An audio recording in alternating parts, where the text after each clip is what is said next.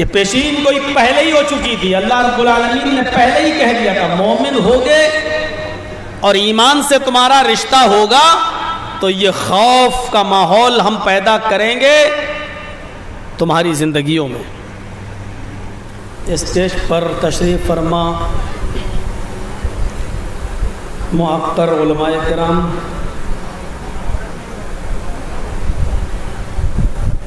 آپ کے اس علاقے کے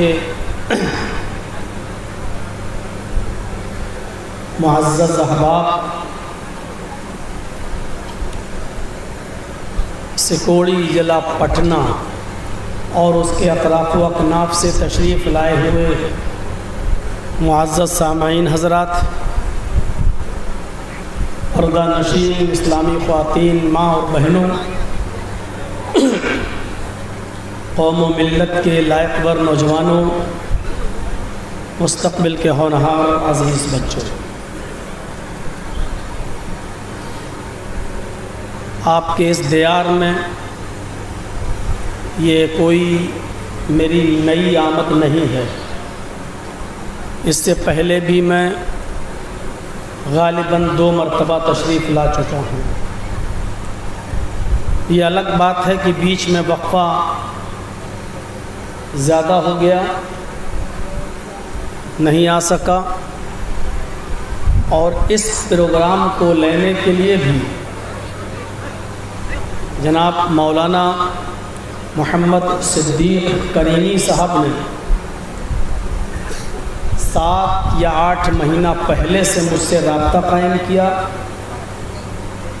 اور پھر مختلف وسیلوں سے گزرتے ہوئے پچھلے ماہ جب میں مدھو پور کے جام تاڑا کے کسی پروگرام میں تشریف لے گیا تو وہاں انہوں نے مجھے آ کر گھیرا اور سگوڑی کے پروگرام کی تاریخ انہوں نے متعین کرنا چاہا.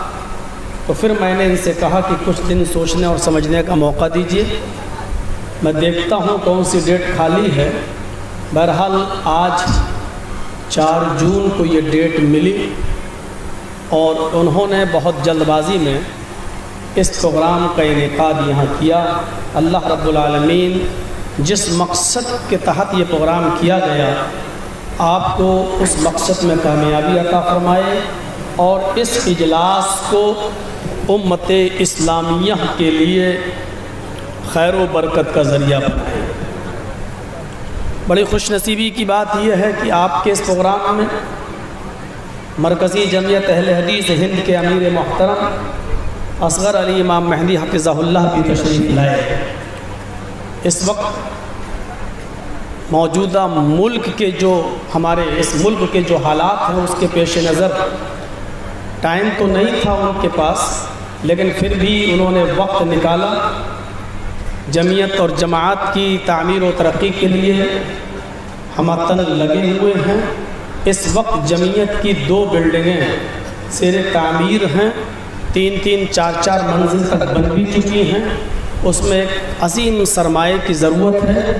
آپ سے ہماری گزارش ہے کہ اپنی مسجدوں میں بھی مرکزی جمعیت اہل حدیث کے لیے 2 بلڈنگیں جو زیر تعمیر ہیں اس کے لیے اپنی مسجدوں میں آپ اعلان کریں اور تعاون اکٹھا کر کے مرکزی جمعیت اہل حدیث ہند تک پہنچائیں. انشاءاللہ اللہ رب العالمین آپ کے اس تعاون کو بیکار نہیں جانے دے گا، آپ کو اس کا اجر عظیم عطا فرمائے گا. میں نے خطبہ مسنونہ کے بعد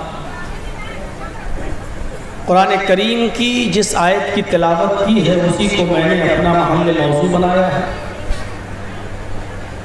مجھ سے پہلے بھی آپ نے مختلف علماء کرام سے مختلف عناوین پر ان کے مختلف اسلوب میں آپ نے خطاب سنا.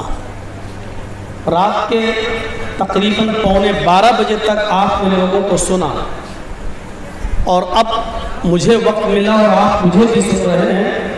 اللہ رب العالمین جو باتیں کہی جا چکی ہیں اور کہی جا رہی ہیں کہنے والوں کو بھی اور سننے والوں کو بھی عمل کی پوری توفیق عطا فرمائے. جو آیت میں نے ابھی آپ کے سامنے تلاوت کی ہے خطبہ مسنونہ کے بعد، ایسا لگتا ہے کہ وہ موجودہ ماحول کے تناسب میں پوری اترتی ہے. اللہ رب العالمین نے یہاں مسلمانوں کو، خاص طور پر مسلمانوں کو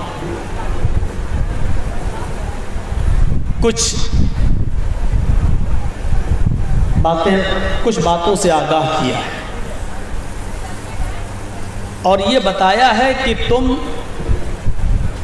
آرام کی زندگی بسر کرنا چاہو تو ایسا نہیں ہے کہ تم مومن بھی رہو اور آرام کی زندگی تم بسر کرتے چلو، ایسا نہیں۔ اگر ایمان ہوگا تو اس کے ساتھ ساتھ ابتلاء اور آزمائش بھی ہوگی۔ یہ دنیا کافروں کے لیے جنت ہے، مومنوں کے لیے نہیں۔ الدنیا سجن للمؤمن، مومن کے لیے تو قید خانہ ہے، جیل ہے۔ وجنت الکافر، اور کافر کی جنت ہے یہ دنیا۔ ہم اور آپ یہ غور کریں کہ مومن ہیں یا نہیں، اور مومن ہیں تو ابتلاء اور آزمائش اور امتحان سے دوچار ہونا یہ کمپلسری ہے، یہ ضروری ہے، یہ انوار ہے، یہ آوشیک ہے ہماری زندگی میں۔ وَلَنَبْلُوَنَّكُمْ بِشَيْءٍ مِّنَ الْخَوْفِ وَالْجُوعِ وَنَقْصٍ مِّنَ الْأَمْوَالِ وَالْأَنفُسِ وَالثَّمَرَاتِ وَبَشِّرِ الصَّابِرِينَ۔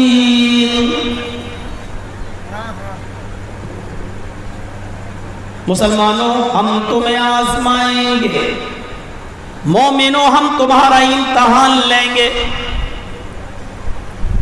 ہم تمہیں آزمائیں گے، تمہاری زندگیوں میں خوف پیدا کر کے، دہشت پیدا کر کے۔ قرآن کی اس آیت کا پہلا لفظ ہی خوف، جو آج اس وقت ہم مسلمانوں کے ساتھ اس ہندوستان کے اندر بھی پیدا کیا جا رہا ہے، خوف کا ماحول ہمارے دلوں میں۔ یہ پیشین کوئی پہلے ہی ہو چکی تھی، اللہ رب العالمین نے پہلے ہی کہہ دیا تھا مومن ہوگے اور ایمان سے تمہارا رشتہ ہوگا تو یہ خوف کا ماحول ہم پیدا کریں گے تمہاری زندگیوں میں۔ وَلَنَبْلُوَنَّكُمْ بِشَيْءٍ مِّنَ الْخَوْفِ، ہم خوف کا ماحول پیدا کریں گے، ہم تمہیں آزمائیں گے، ہم تمہارا امتحان لیں گے، تمہاری زندگیوں میں خوف ڈال کر، تمہاری زندگیوں میں خوف اور دہشت پیدا کر کے ہم تمہیں آزمائیں گے۔ والجوع، اور تمہیں بھوکا رکھ کر بھی ہم تمہیں آزمائیں گے۔ بھوک سے بھی ہم تمہیں آزمائیں گے۔ وَنَقْصٍ مِّنَ الْأَمْوَالِ، اور تمہارے مالوں میں نقصان پہنچا کر، تمہارے مالوں میں نقصان کر کے بھی ہم تمہیں آزمائیں گے۔ تمہارا کاروبار فلاپ کر کے بھی ہم تمہیں آزمائیں گے۔ وَالْأَنفُسِ، تمہاری جانیں لے کر بھی ہم تمہیں آزمائیں گے۔ والثمرات، تمہاری کھیتیاں، تمہارے کھیت کھلیان، تمہارے اناج، تمہارے غلے، تمہارے پھل فروٹ، یہ ساری چیزیں برباد کر کے بھی ہم تمہارا امتحان لیں گے، ہم تمہیں آزمائیں گے۔ وَبَشِّرِ الصَّابِرِينَ، اے محمد صلی اللہ علیہ وسلم، ان تمام مصیبتوں میں، ان تمام پریشانیوں میں میرے جو بندے صبر کر لیں، ان بندوں کو تم خوشخبری سنا دو، جنت کی بشارت دے دو۔